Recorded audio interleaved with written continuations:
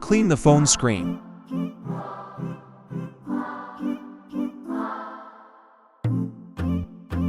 Fold the sheet sideways and remove the cut from the sheet.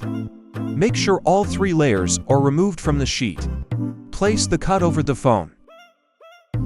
Check if the alignment is correct. If the alignment is incorrect, lift all the 3 layers and adjust the alignment. If the alignment is correct, holding on to the mark sticker, lift the hydrogel from the vertical side to the midpoint and gently push the bottom layer outward using the squeegee. Follow the same procedure on the opposing side.